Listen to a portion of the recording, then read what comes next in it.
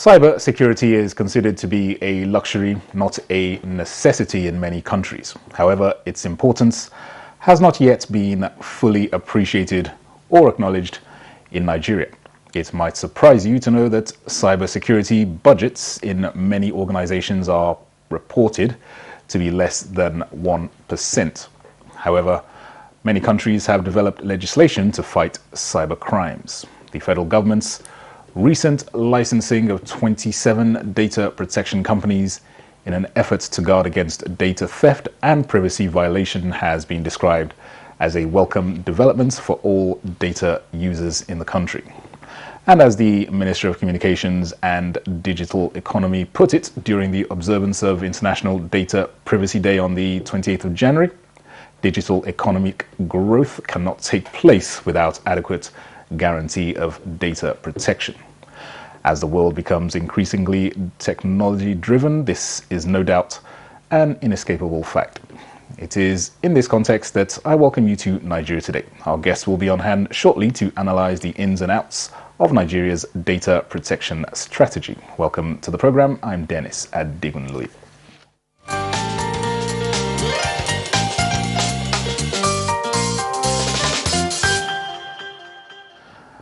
And in the studio to discuss Nigeria's data protection strategy is the Director General and the Chief Executive Officer of the National Information Technology Development Agency, NITDA, in person of Kashifu Inuwa Abdullahi. You're very welcome to Nigeria Today. Thank you.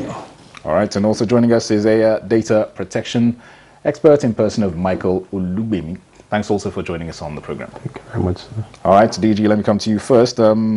Just to lay the foundation, the average Nigerian might consider data to be the credit we purchase to be able to access Facebook, WhatsApp, and that kind of thing. But obviously, data has a broader and wider meaning. Just to highlight for us exactly what is data and why it needs to be protected.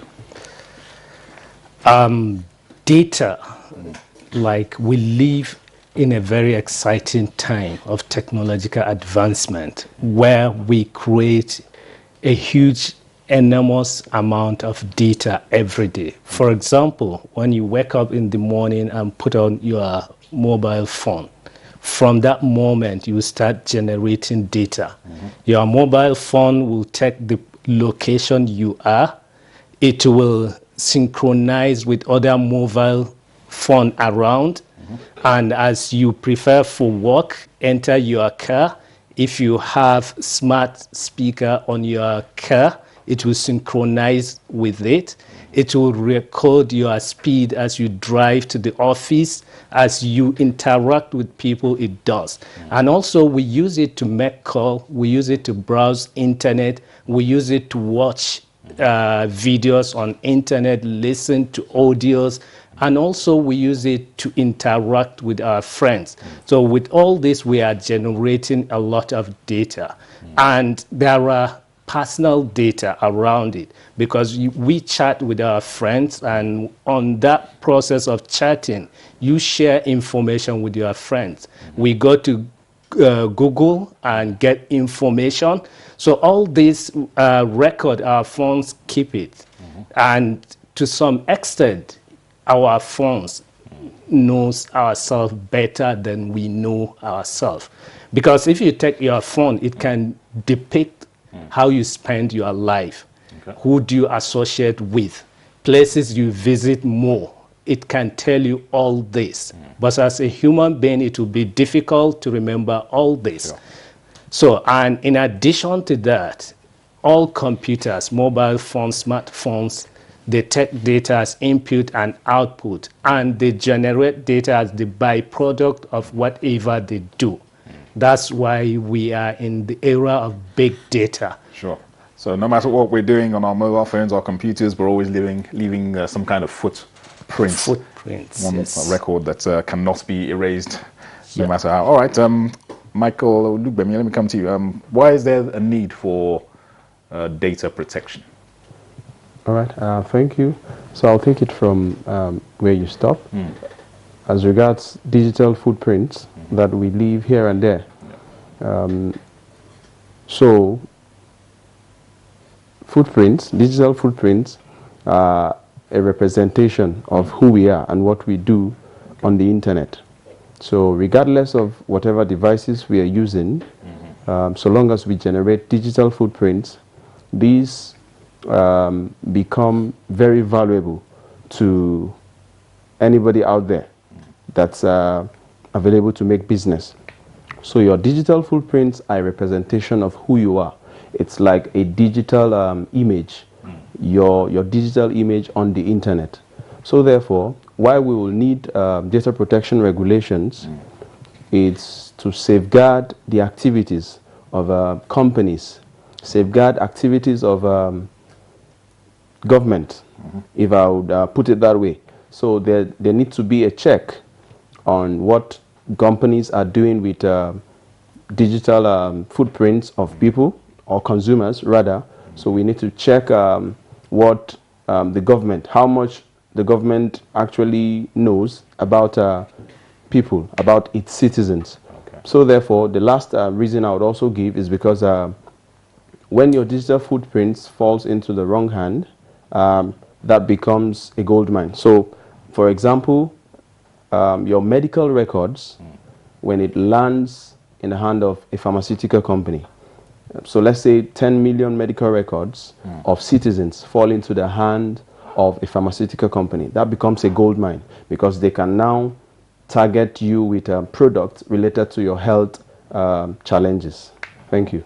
All right. Okay, coming back to you, DG, then, in that case, how much of our data currently has been secured or is protected, and who would be in charge of this data protection?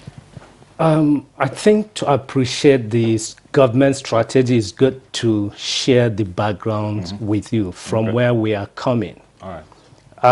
In 2016, Nigerian economy plunged into recession as a result of oil price crash. Yeah.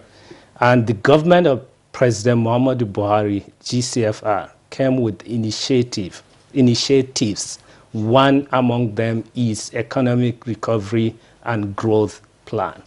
That initiative has three broad objectives. Firstly, to restore growth. Secondly, to build globally competitive economy. And thirdly, to accelerate inclusive growth by investing in our people.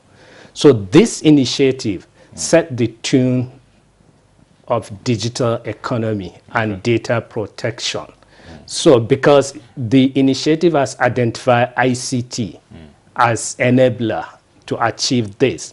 And when you talk about investing on people, means you are talking about diversifying to knowledge-based economy from resource-based economy. Okay. So at NITDA, we started working on a strategy on how to transform the Nigerian IT sector so that we can diversify the Nigerian economy from resource-based to knowledge-based.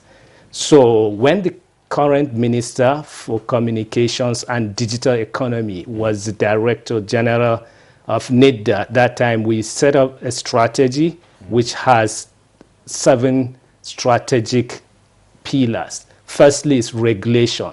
The regulation is about creating the enabling environments and opportunities, because at that time, on the 6th of May, 2017, the Economics published an article that the world's most valuable resource is no longer oil, but data. Yeah. So that also helped us to start looking at what kind of regulation do we need to put in place to harness this data we are talking about. Then on the 25th of January, 2019, the agency, under the leadership of the current Minister of Communications and Digital Economy, issued a Nigeria Data Protection Regulation. The objectives of that regulation is, the regulation has 4 objectives. Firstly is data privacy protection, to protect personal data. Secondly is to ensure secure exchange of data And thirdly is to improve business environment. And fourthly is to create sustainable job. Okay. Because we want to harness that data. That's why we came up with these 4 objectives. And are you meeting the targets of these 4 objectives so Yeah, far? sure we are. In just less than a year, we've licensed 27 DPCOs, Data Protection Compliance Organizations. So this is entirely new industry. It doesn't exist at the beginning of 2019. So it was after the issuance of that regulatory instrument, we created this industry. And so far, this industry, they have created more than 1,000 jobs. Okay. And also it has been valued at more than 2 billion naira. This happened within less than a year. That's quite an achievement. Yes, because if you look at our competitive advantage in Nigeria, our population, our youthful population is a competitive advantage. In a digital economy, population is a competitive advantage because it is about data. It's a data-driven economy. All right, we'll come back to some of those points shortly. Michael, in terms of, let's say you go to register your BVN or your national identification number, can these not be linked so that doing these things are not a regular or frequent occurrence? Okay, thank you. So and these would qualify as part of your data, your personal data, obviously. Yes, so there's what we call data portability, which is the ability for your data, your personal data, to be transferred from one organization to the other. Okay. So if I remember, the NDPR, like the DG rightly said, and the GDPR talks about data portability, that there must be a mechanism in place as a data controller or as a data organization. There must be mechanisms in place for your customers or data subjects to transfer their data from your company to another company. Okay. So to limit the continuous processing, for example, unnecessary release of your personal data from one organization to another. For example, you mentioned BVN. So we all know that BVN is linked to all your accounts. And so you do the BVN, you enroll for BVN in just one financial institution. So when you go to another bank, even if you hold another account in that particular bank, you would not need to enroll for BVN again. So the same will apply to health organizations, that's hospitals, pension fund administrators. So I think we should put in place mechanisms when this regulation comes into full force. I mean, by the time we begin the enforcement, I think we're going to see companies putting in place such mechanisms to ensure ease of transfer. There should be an ease in transferring your personal records or your personal data from one company to another, so you don't have to go ahead to give them again. You just notify them that company A, kindly transfer all the personal data you hold about me to company B. All right. In terms of protecting oneself, individuals and corporate organizations protecting themselves from cyber criminals, what is the best way? What are the best strategies in securing you, protecting yourself from hackers and those kind of elements? Thank you for that question. So first of all, I would say in the era of internet, this information age, whereby you're always quick to push out there details or informations about you, your personal informations. This might include your location, where you are on vacation, the kind of car you drive, and quite a number of them. So the responsibility, first of all, lies on you as the owner of that data. So you should only share what you want to be out there. In other words, you think very well before you post. Think before you put it out there. Because once you put out your personal data out there on social media, on different internet platforms, you no longer become the custodian. Sure. So to protect yourself against hackers and the likes of them, you'd make sure you're using secured passwords. So what I mean by secure password is having a password that has multiple components. You have alphabets, you have digits, you have symbols, and at least it should be minimum of 12 digits. Yes, 12 characters, the password. And then secondly, you must also be on the be on the lookout. If you need to buy things with your card online, then check that the website is properly secured. And then the rest, of course, are things that you could learn as the day go by. All right. Okay. The topic we're discussing is Nigeria's data protection strategy on this edition of Nigeria Today. We'll take a quick break now to listen to some views of members of the public on this topic. They spoke earlier to our correspondent, Ololade Alayaki.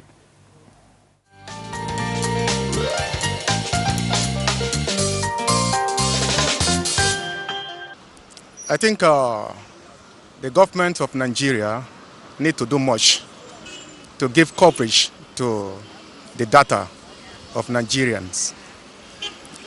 The government should go a long way to ensure that every data online should have proper coverage. And once those proper coverage is done, then the data of Nigerians will be covered. A lot of things is happening online. Hackers are out to hack data, and then a lot of money has gone. Yeah, I think there should be laws and all these online activities going on should be licensed. Because recently I suffered from Facebook, WhatsApp hacking, and it caused a lot of damage. If there are laws that checkmate all these things and stiffer penalties are put in place, all these menace of fraudsters out there will be curtailed. Yeah. Left for me, I would like let everybody has a particular ID that only you can access. No matter how it's being hacked, only you can access the particular password to your account. That's the simple truth.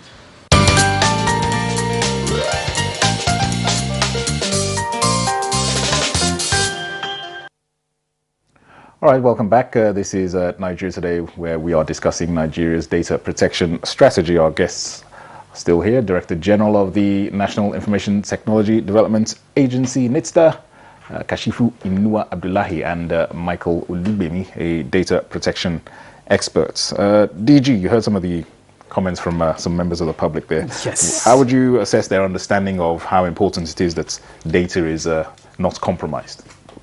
Yeah, like the first one, he was talking about having like a centralized database, which I think the government has been working on achieving that. We have them in silos now, but at NITDA, we already have 2 regulatory instruments that can help government harmonize all the database. Firstly, we have the Nigerian government interoperability framework, which will help integration and data exchange, because on a silo systems, different systems has different data format. There is what is called data architecture, the way you input your data. For example, like date, we write it, some write the day, month, and year. Some write it the month first. Like name, some write the surname first, then first name. Some write it in the reverse case. So in this case, it will be difficult to harmonize. So we are working with the MDAs to make sure they have the same format. Then secondly, we have the Nigerian government enterprise architecture. The architecture gives 360 view of the government investment in ICT, because different MDAs are investing on different systems. NITDA is the clearance house for all government IT projects. So we use this instrument to make sure there is that integration and systems can easily exchange data. Then secondly, on the protection, you know, mostly these cybersecurity breaches are as a result of social engineering.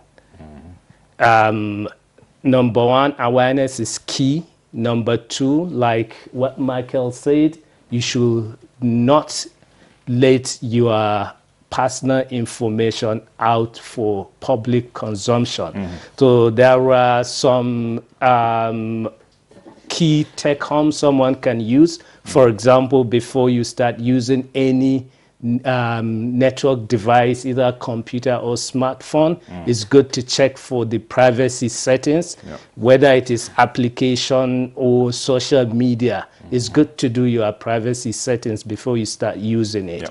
And secondly, avoid using unsecured Wi-Fi, especially free Wi-Fi for financial transaction, like banking and shopping online. And use a stronger password, because the stronger your password is, the harder it is to break. All right, Michael, these hackers, they become more and more ingenious in so short a space of time. What is it that they actually get involved in?